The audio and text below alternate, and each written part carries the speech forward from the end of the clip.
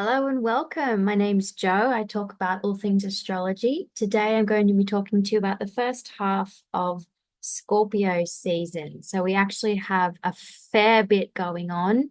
We've got 8 planets and points changing signs. That's a lot in a month period, including the biggest transit possibly of the year, which is Pluto's final ingress into Aquarius. We've got a very active Lilith, an active Juno, an active Venus. So there's very strong relationship themes this month. We've got a Pluto-Mars opposition, Mercury entering the shadow, Saturn stationing direct. We've got the new moon and the full moon. There's just so much going on. And let's dive straight in. I'm just going to start with talking about Pluto.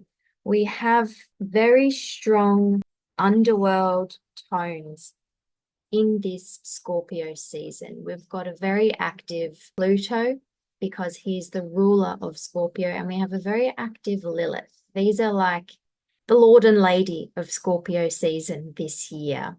So Scorpio themes and Pluto themes really are ultimately about power and empowerment through the transformations that we go through in terms of cycles, endings, beginnings. And one of the symbols of Scorpio season is actually the phoenix, because the phoenix dies, bursts into flames, dies, and then is reborn from the ashes of its own demise, fresher and stronger, to begin a newer, stronger cycle. So this is what we can go through when we have potent Pluto transits, and they can be particularly prevalent themes during Scorpio season. Scorpio can be one of the more difficult signs to describe or pin down in terms of meaning. Scorpio is one of the more mysterious signs. It is one of the signs more associated with the occult or taboo.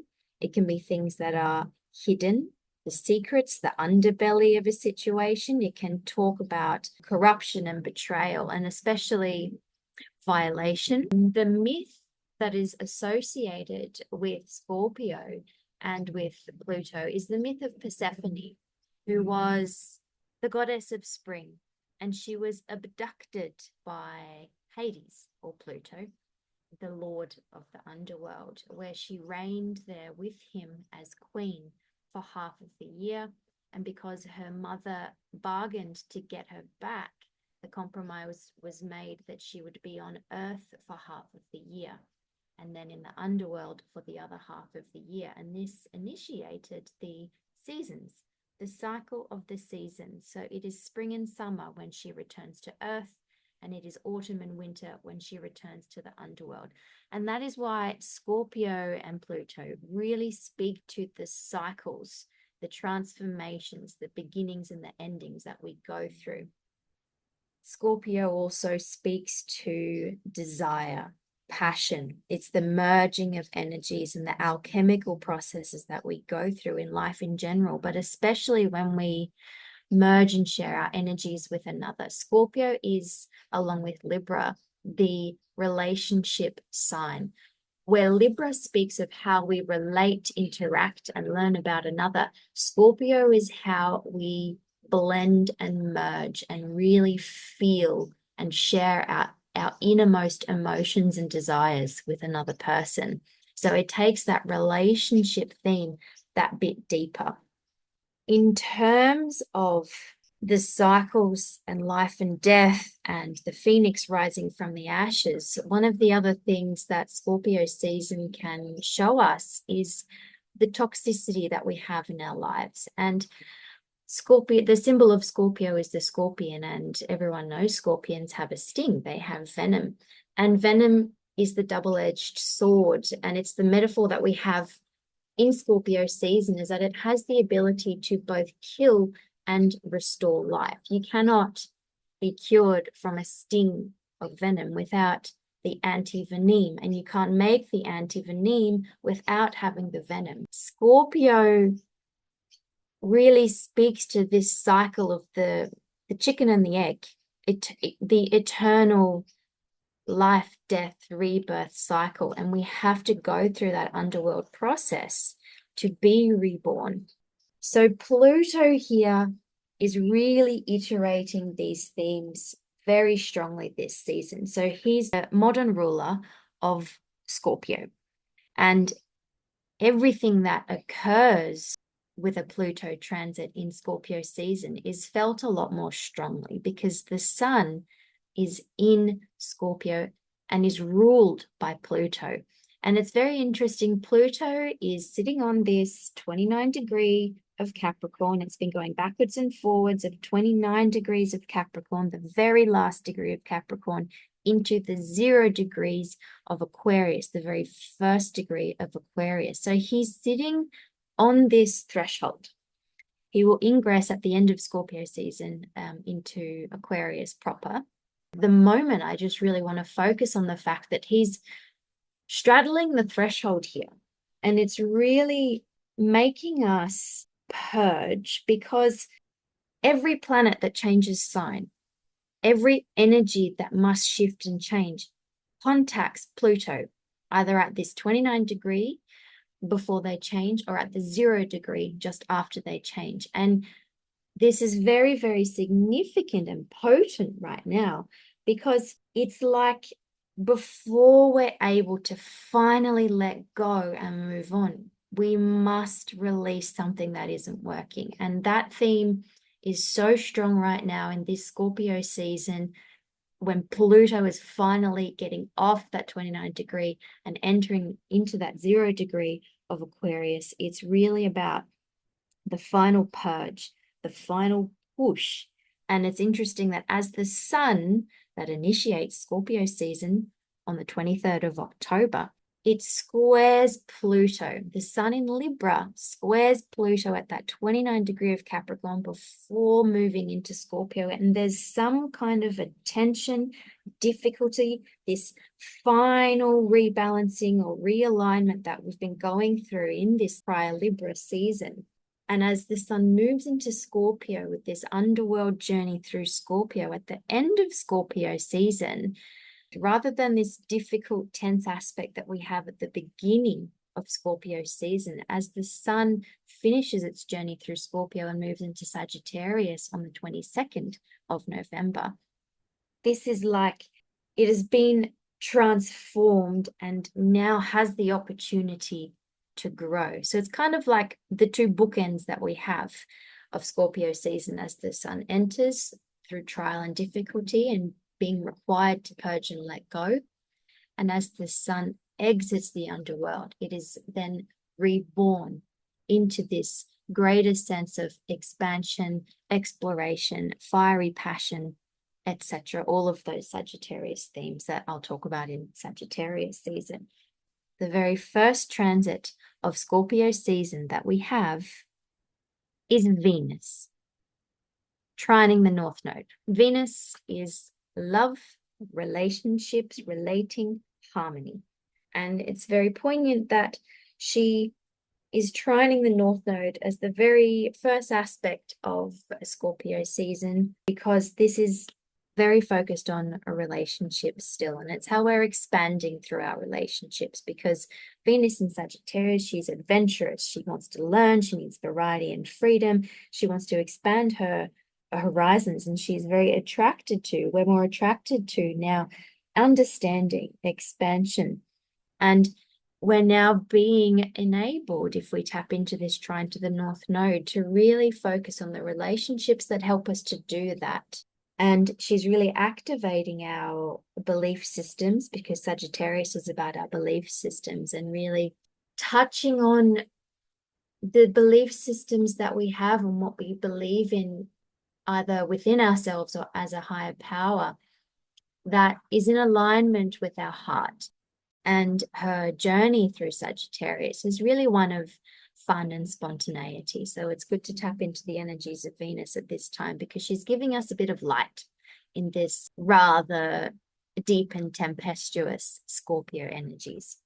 We also have the ingress of asteroid Vesta into Libra. And of course, because she's ingressing, she's going to make an aspect to Pluto first, because he's the one on the threshold. So she makes a trine to Pluto before she enters into Libra. So she's in the sign of Virgo and entering into Libra. So she trines Pluto at that 29 degrees of Capricorn. So she's doing very well in Virgo. She's the goddess of the hearth and home, goddess of the sacred flame. And in Virgo, she was really working with issues of the distillation and refinement of what we truly find sacred and how we tap into our sacredness and our divinity in our day-to-day. It's like a power boost. She's really empowered through this trine aspect to Pluto as she enters into Libra, where in Libra, she will help us to tend to our inner harmony and balance. And it's really throwing into focus being in right relationship, because Libra is relationships, but relationship to self as well as relationship to others. And it's remembering the sacredness of relationship itself. And are your relationships sacred? Are they in alignment with your inner fire? And can you realign them? Or is it something that you want to realign? Or is it something that you need to let go of in terms of relationships because it is no longer sacred, or it was never sacred to begin with? On the 28th of October, which I don't have on the screen here, we have a very soothing aspect. We've got Mars in Cancer trining Neptune retrograde. And Mars in Cancer has been sort of tossing the emotions to and fro, being a bit tempestuous and having emotions boiling over that we weren't even aware with that we had in the first place. We can feel very restless in terms of our emotions with Mars moving through Cancer. And this trine to Neptune retrograde in Pisces at 27.5 degrees on the 28th of October is just a beautiful, soothing aspect. And it's reminding us that we can take a rest, take a step back, detach a little bit, and try and go with the flow a little bit more. Back to Venus again. So she trines the North Node on the 23rd, and on the 29th of October, she's making a square to Saturn retrograde in Pisces. Now, the fact that she first touches the North Node and then Saturn, this is a very karmic journey that she's having. And in actual fact, during Scorpio season, Venus is actually making more contact with the outer planets, the nodes, and the asteroids more than any of the inner planets. And so it's really showing that these relationship themes that we've been going through and now perhaps starting to feel a bit less personal, and not less intense, but less personal in the sense that we're looking more now at the bigger picture and what it all means, rather than feeling it so strongly in our heart now. We've done that sort of heart work back in Libra season, and now that we're in Scorpio season and Venus has actually moved into Sagittarius, it's looking at the bigger meaning and touching on Saturn here. This square to Saturn retrograde can be a bit of a putting on the brakes kind of an energy, because Venus in Sag is very extroverted, very adventurous, very let's go do this, let's go do that, let's go and explore. What idea can I explore next? Saturn in Pisces is really just telling Venus to just remember to pause and reassess that all of these things that you're exploring are actually in alignment with your highest good in Pisces, and are also in alignment with your highest good in a practical sense because it's Saturn. And Venus and Sag can easily get carried away. So it's not an easy aspect, but it can be used very helpfully. So that will be on the 29th of October. Again, on the 29th of October, we have Lilith.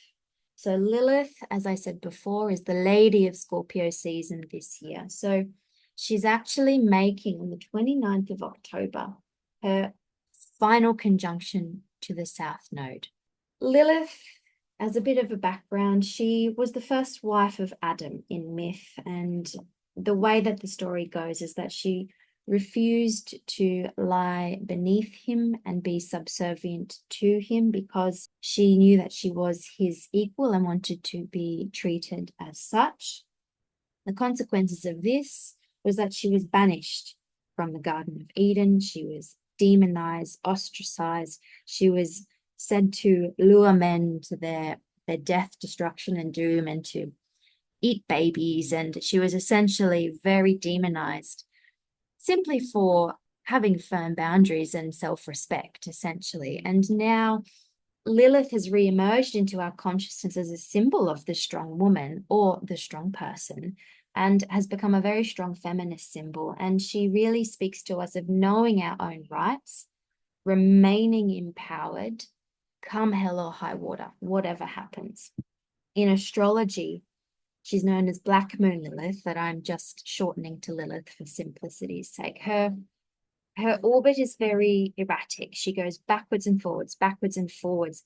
And so what I like to think of her as doing is she toys or she plays with certain points over and over and over again until it becomes just this background theme that we're going through over a long period of time before the energies in place separate and we've understood the lesson. She's actually not a physical body. She is a point in space that marks the furthest orbit point of the moon, known as the apogee. So you can think of her as the darker side of the moon, whereas the moon is nurturing, safe, and mother-like. Black Moon Lilith is the unknown, the dark, even the dangerous. And so this rather disembodied, unknown, unknowable, wraith-like energy that Lilith has brings into our awareness what we need to embody, what we need to do to become empowered. And in Libra, she's been helping us with being out of balance, and especially with releasing dysfunctional relationships. And now that she is coming to make her final conjunction to the South Node on the 29th of October, FYI, it's the 13th time, lucky 13. This is the final push of really releasing what is not serving you, especially in terms of the relationships you have in your life or the relationship that you have with yourself. It's how you look at yourself in the mirror and what you project onto others that feeds this unhealthy relationship or unhealthy relationship patterns or unhealthy ways of relating to people in general. In Libra, that can be in terms of comparison, especially. So it can also speak to, with the South Node, because these are all of the more dysfunctional aspects that we need to release. It can be when we're too absorbed in a relationship. And it can be even how we're codependent within a relationship as well. And then Lilith is really giving us a push to find our independence, to find our spine and our self-respect. And the fact that we can now be in alignment and be in balance and be in a healthy relationship. And anything that isn't in alignment with that, this is the final push to really let go of that. So this is releasing that karma, that situation, and that energy. This is particularly significant in Scorpio season because not only is this the final time she joins the South Node, but she is also moving into Scorpio for the first time since 2016. So it's like she crosses this South Node, moves into Scorpio, into this next energetic shift, this next journey. And it's like she's done here. We're done. It's time to let go of what's not in alignment with who you really are. And it's to step into self, because by conjuncting the South Node, she's opposing the North Node in Aries, which is the I am, the self. It's about stepping into self unapologetically, and that we can definitely do that in healthy ways. And as she moves into Scorpio, that I'll talk about in a moment, she's going deeper now. She's going deeper. She's transformed, transforming, and she is really empowered.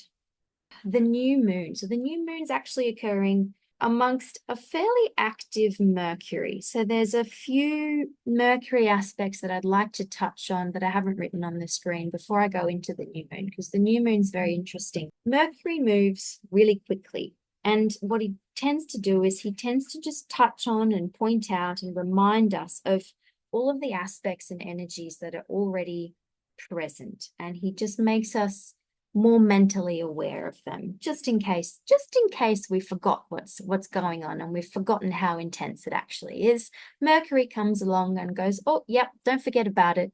So on the 31st of October, he'll oppose Uranus retrograde in Taurus. Mercury is still in Scorpio at the moment, and he's just reminding us about how we're being changed and recalibrated in terms of self-worth, abundance mindset, and it's through these big shakeups around our value systems, and he's bringing that into our mentality on the 31st of October. On the day of the new moon itself, he trines Neptune retrograde in Pisces, the way that Mars did on the 28th of October. Again, like that Mars trine, it's a beautiful, soothing balm, but instead of these tempestuous emotions with Mars in Cancer, this is our intense mental processes that we have at the moment. So it's about tapping into stillness, tapping into the divine, sitting in that stillness rather than stewing, which is what Mercury and Scorpio can do, because this is the mental processes that are very intense and very deep.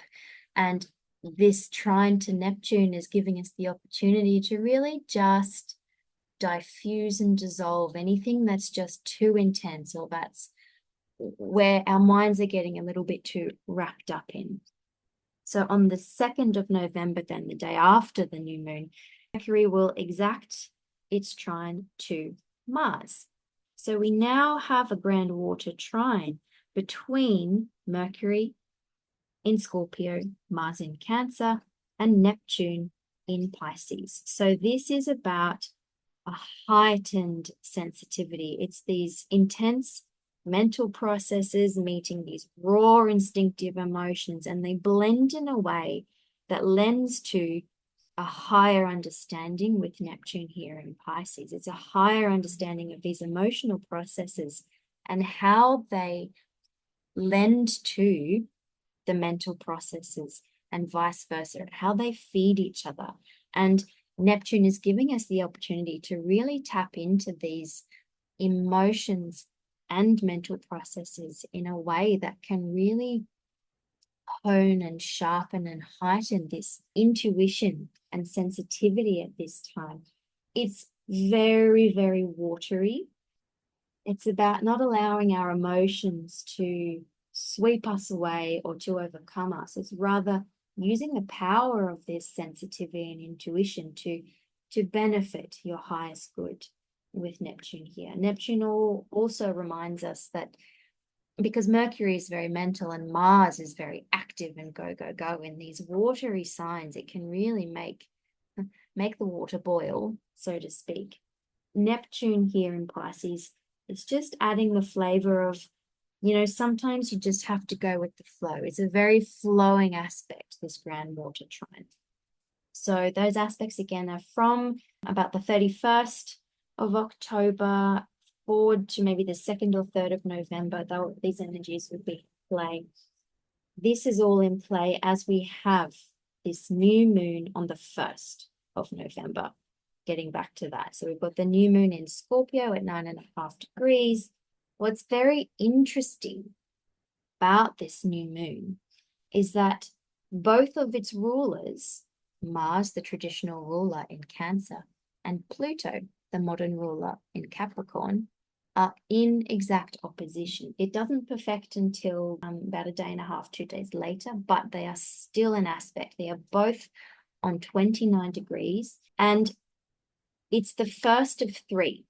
So because of Mars's upcoming retrograde, which he'll go retrograde on the 7th of December, and he will move back through Leo, back through Cancer, and he will oppose Pluto again, and then again when he goes direct. So whenever a planet goes retrograde, it makes 3 passes, 3 aspects.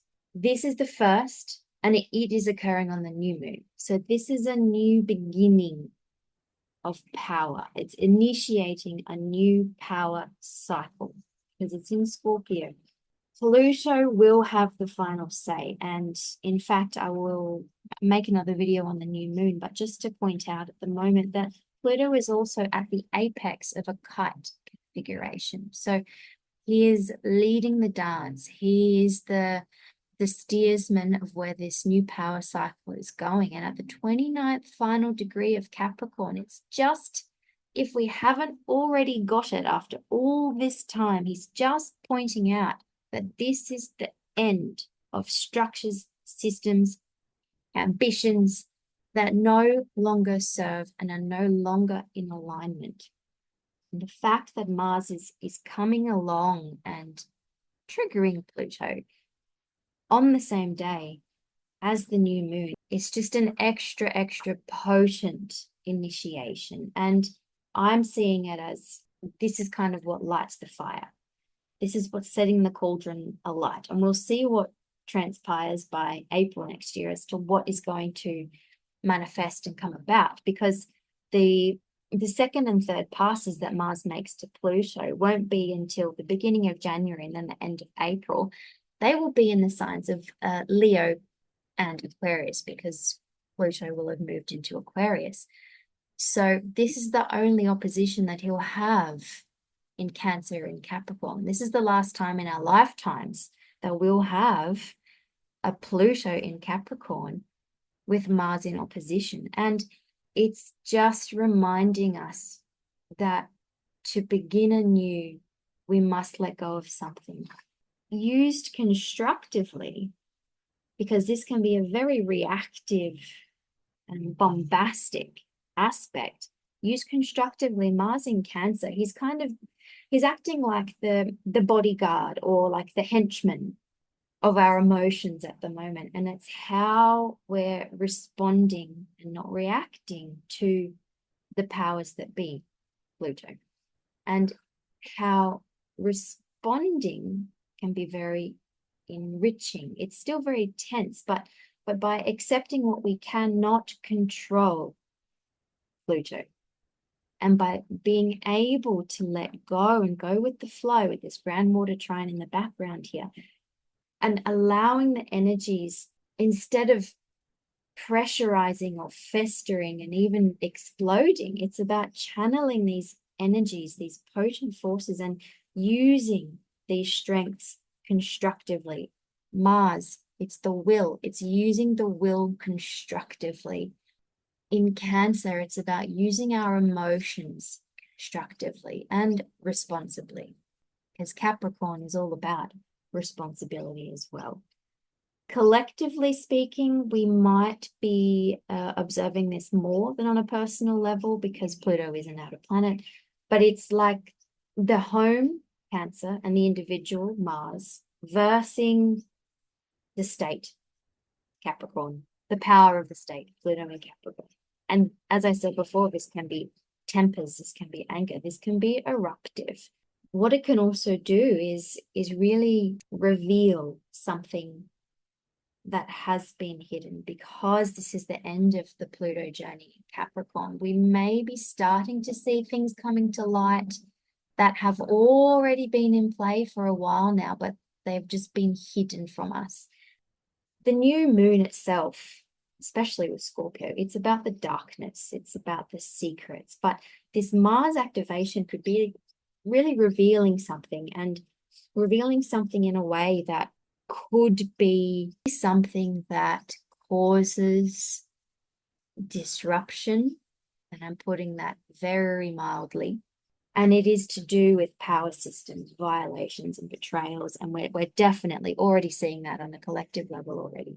But again, using this energy constructively, it can be very forceful, powerful, and potent. But it's about harnessing your emotions and harnessing your will in a responsible way, by accepting that you just can't control some things. And by leaning into this grand water trine that we have in the background, it can be very enriching and empowering, and tapping into our intuition and being able to go with the flow, which is hard, very hard if you're a more mental person and more assertive person and you need to feel in control. There's a lesson here that Scorpio and Pluto gives us, and it's about trusting more than anything, because Scorpio can be inherently mistrustful by nature, and it can take a lot to earn the trust of someone with strong Scorpio. the lessons of Scorpio is about learning to trust. And at this new moon, it's trusting your own instincts, it's trusting your own emotions. And whatever comes up around this time, it's initiating a new cycle that we're not going to fully see resolved until about halfway through next year. Keep in mind what happens around the 1st of November, because it will be very interesting to see how things unfold, particularly on the global stage heading into next year. So the 3rd, skipping ahead to the 3rd of November, this is a big day. It's the day that Mars-Pluto opposition actually perfects. It's also the day that Juno perfects her square to Pluto before changing signs into Scorpio, because, as I said, Pluto is on the threshold. So this is still feeding into those relationship themes, because Juno speaks of our contracts, and in Libra, it's our relationships.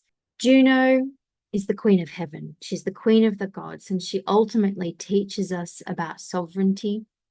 And in Libra, it's about remaining sovereign and true to self and being in right relationship at the same time. And it's about being in higher alignment and remaining balanced. What she's doing when she squares Pluto before moving into Scorpio is she's activating a T-square with this Mars-Pluto opposition. This was actually a grand cross during the Aries full moon back on the 17th of October, if you remember that spicy full moon. Juno was really activating the themes that first came up on that full moon. Whatever themes were coming up for you in terms of these raw instinctive emotions with Mars in Cancer that are being triggered by any of these toxic power structures. And it's playing with what is out of alignment and being able to step into your true self and being able to go for what you want. That was what this full moon in Aries was really teaching us back on the 17th of October. And we're feeling those echoes today on the 3rd of November. Because she's at the midpoint of this Mars-Pluto opposition, she's not diffusing or releasing the tension, because this is a very tense configuration. I like to think of Juno in Libra as the grand mediator. She's allowing us some objectivity, because Libra is an air sign about balance. She's very diplomatic. She's allowing us some objectivity to look at how we're relating to both the powers that be, or the structures or the systems in our lives, and how we are relating to our own primal emotions. Or are we relating to our emotions at all? Are we relating to what we feel? Because Mars in Cancer, this is the very most basic primal emotions that we have, and sometimes they're unconscious. And with this square to Juno, she's allowing us some objectivity and being able to really look at them in relation to the bigger context of our lives, the bigger structures and powers that we have in the background. It's an opportunity to really look at this constructively if we're using this in a positive way, even though it can be tense and difficult and bringing up some really yucky or stressful things from our past. It's time to review this, because it's about allowing the expression of our raw emotions and not being judged or vilified by it. And this could be bringing up familial patterns or parental patterns from childhood. And with Juno tapping into this T-square and then moving on into Scorpio, it's like she's moving on. She's renewed. She's learned from this tense play of energies. And now when she moves into Scorpio, she's been transformed. She's now empowered. And now she's going deeper. And I will just quickly skip ahead to the 5th of November, because when Juno moves into Scorpio, she's activating an ongoing background theme that has been occurring since mid-2023 and will be not finishing up until about August next year in 2025, is a conjunction to Black Moon Lilith. This is significant because they have both moved into Scorpio, and now they are both having another conjunction. So this is the 19th conjunction of about 30. So it's a long ongoing background theme, but it's just significant at this point, because it's the first time they've met up in Scorpio since 2016. They were both in Scorpio in 2016, and they were both interacting with each other back then as well. So if you can remember back then as to what was occurring in your life in 2016, it could be very interesting to see if there's any ongoing echoes of those deep, dark, intense emotions and relationships that could be, you could just be getting an echo of them, you could be remembering them. And it's just so fascinating to me because these are two archetypes of the divine feminine that possibly couldn't be more different. With Lilith, we've got the queen of the night, we've got the wild one, the rebel, outcast, witch, and she's meeting up with the queen of heaven, Juno, who is cultured, refined. She's more concerned with tradition and conforming within the system, even if the system isn't fair. So it's like the rebel and the authority within coming together. So in Libra, when they were playing together, it was about these two psychological archetypes within ourselves relating with each other, getting to know each other, understanding each other, and understanding these parts of ourselves that seem so different. But this inner authority and conformist and this inner wildness and rebel, they've been playing out and just doing what they need to do to help us to quote unquote survive. Because in the stories, all they could do was just survive, and they did what they could to do so. But now that these two archetypes, the wild and the tamed, are coming together, now that they've understood each other in Scorpio, they're now in an alchemical transformational process of deeper emotional understanding and thereby empowerment. And they are now giving us the ability to really examine and investigate whatever deep complexes that we have, whatever deep emotions that we have historically that have led us to this separation within self or estrangement from these parts of ourself that we've had to either block off or conversely either overly tap into, because that's what we've felt that we've needed to do to survive. And with these two parts of ourselves now speaking to each other, they rebalanced in Libra, and now in Scorpio, they are more powerful for it. So again, on the 3rd of November, we've got a very interesting interplay that is activating an ongoing Chiron-Jupiter sextile. I usually don't talk about sextiles, but just because this is dragging on for a while and because these are two outer planets and outer archetypes, it's just really interesting to see how it's being activated at this time. So what's happening on the 3rd of November is that Venus in Sagittarius will be conjunct Pallas at nearly 19 degrees of Sagittarius. Just focusing on this conjunction for a moment before touching on how it's activating this Jupiter's Chiron aspect.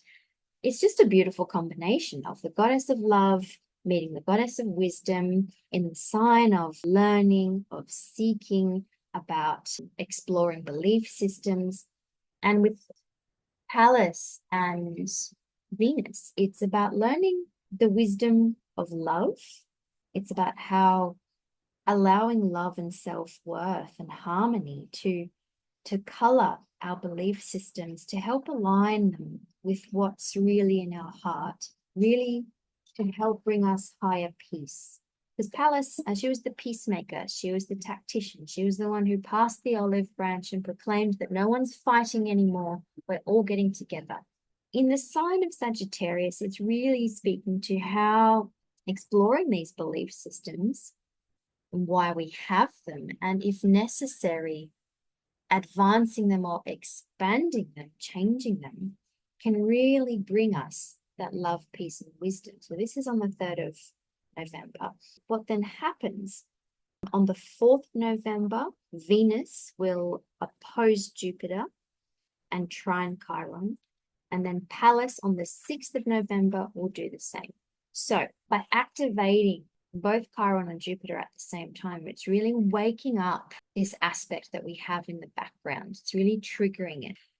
This sextile between Jupiter and Chiron. So Jupiter has been really giving us the opportunity to understand, because it's Jupiter, and really connect the dots, Gemini, as to how we can best heal our sense of self and identity and really heal any issues that we've been going through with Chiron in Aries with our sense of self and this who am I, and any wounding or healing themes that we have around that. This is being triggered by this Venus and then this Pallas in Sagittarius. It's really helping us to tap into our heart, to tap into our wisdom. And that's really activating this higher understanding. And we could be having these little, I'm just getting the image of those connect the dots pages, and we're finally connecting all of the dots. And we might have one section all connected and we think, yes, can color that section in now. That's done. And with Pallas coming through, so this will be on the 6th of November, she really helps us to understand the patterns. She's the goddess of wisdom. She's very intellectual, very intelligent. She helps us to see the symbol of Pallas is actually the owl. And the owl is not only very incisive and quick, but owl is also a symbol of intuition. And in the sign of Sagittarius, it's actually an incredibly intuitive sign. Pallas could be really helping us to put together the pieces of why maybe we could be going through any issues of self-identity, self-confidence, being able to assert your true self, or even just figuring out who am I. So this is a really, really beautiful, beautiful opportunity, even though in Sagittarius, they're actually opposing Jupiter. Of course, the opposition is known as a hard aspect, but because it's activating this sextile, the sextile is the opportunity, the sextile is the flow. It's really not so much difficult as it is an illumination. It's like shining a flashlight onto the other side of the road to illuminate something. That's how I'm seeing this opposition. Then on the 4th of November, which is the day that Venus activates this sextile, we've got a bit of a spicier day. We've got Mars entering Leo, which is fiery, fun, feisty, creative. It could be such a relief after his journey through this watery, emotional, moody Cancer. Make the most of it because he does go retrograde and enter into Cancer again at the beginning of January. It could highlight themes of overconfidence and big egos, so just be a bit mindful at this time. But overall, it's just a fun, light, feisty, spicy aspect. And it's really about tapping into our creativity, being assertive with our creativity, being bold, being brave, whatever that means to you. Could be a little bit more drama at this time until January. Whatever we're going through between now and January, Mars is going to be going back over these first 6 degrees of Leo, because he goes retrograde in Leo at about 6 degrees. He's going to be going back over whatever is coming up at this time. So keep in mind any new beginnings of creative projects. They might have a couple of hiccups down the line until next year. But overall, this is a nice change of scenery with this huge watery, intense backdrop that we've been having in Scorpio season.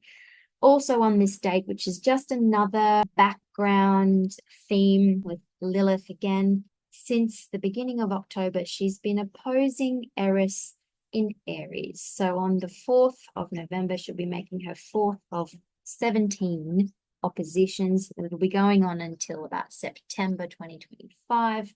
This is a background theme that I think has been more prevalent. And sometimes with these two throwing ball to each other from the other side of the zodiac wheel, I just think, are you just stirring up trouble for the sake of it? Because Eris is the goddess of discord and chaos. She points out what is not right already, and she can be a bit of a troublemaker. But she has a purpose. Some of the greatest creative potential comes from the depths of chaos. And with Lilith coming around and opposing her over and over and over again, this is the rebel. This is the wild, untamed force in Libra. So it can be breaking free of disharmony. There's a lot of oppositional words and juxtapositions coming into play here, but in Libra, it's about breaking free of being out of balance, of being out of harmony. Eris is really pointing out where we are not in alignment, and Lilith is throwing the ball back to Eris.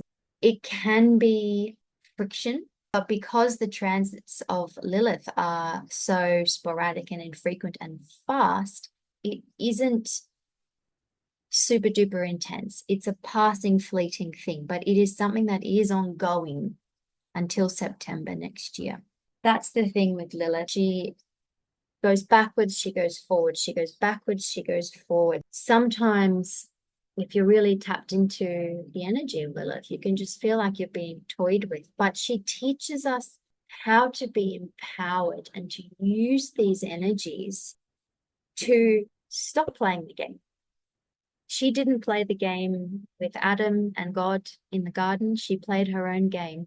And that's what she's teaching us at this time. So there could be a little bit of troublemaking on this day, on the 4th of November, especially with Mars entering Leo. It's a very fiery day, but it can be used incredibly constructively in terms of empowering our will and sense of self. Skipping ahead to the 7th of November, Mercury is entering his shadow at about 6.5 degrees of Sagittarius. So entering the shadow of his upcoming retrograde, he'll turn retrograde at about 23-ish degrees of Sagittarius on the 26th of November. He will go direct on the 16th of December, and he won't exit his shadow zone until the beginning of January. So whatever aspects Mercury is making now will not be fully resolved or could be ongoing until the beginning of January, the 3rd of January. So Mercury in Sagittarius, traditionally speaking, they say that he's actually not strong in Sagittarius because Sagittarius is opposing his home sign of Gemini. In my experience, I have not found this to be the case. I find Mercury in Sagittarius to be really, instead of using our intellect, because Mercury is about our mental processes and how we use our mind, he really teaches us to tap into our higher intuition instead. Yes, this can certainly manifest as having a wandering mind because Sagittarius likes to wander and explore, but it's about finding the higher meaning, finding the higher purpose behind something. Our exploration of different things, different subjects can really, at this time, particularly because as soon as he enters his shadow, he trines the North Node in Aries. At this time, this can really be boosting our sense of purpose.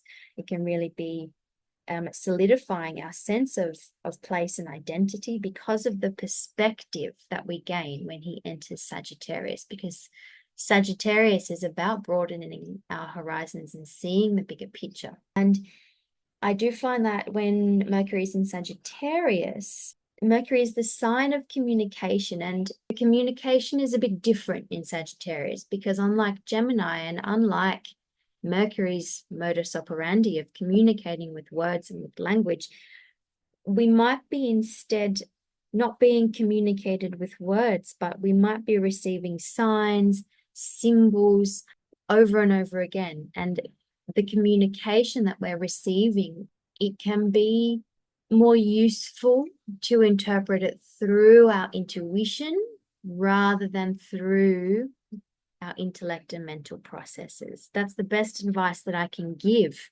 when Mercury is moving through Sagittarius, but particularly when he's moving through Sagittarius and having a retrograde.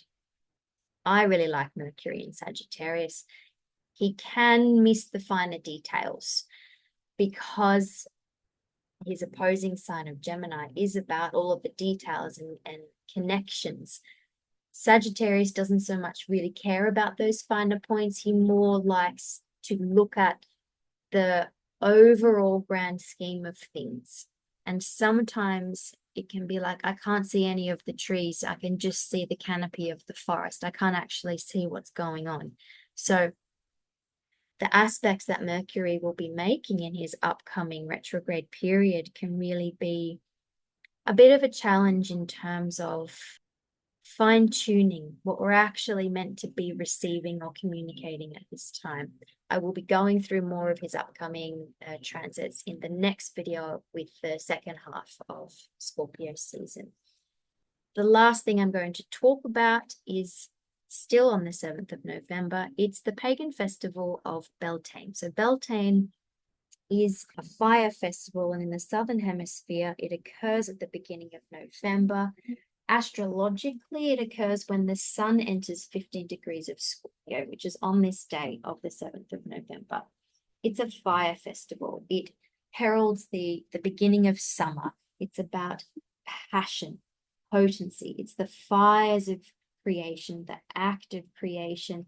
And this ties in super well with Scorpio, because Scorpio is all about union. Scorpio rules the reproductive organs. It can be a very, very sexual time, and especially in terms of exploring sexuality, accepting your sexuality.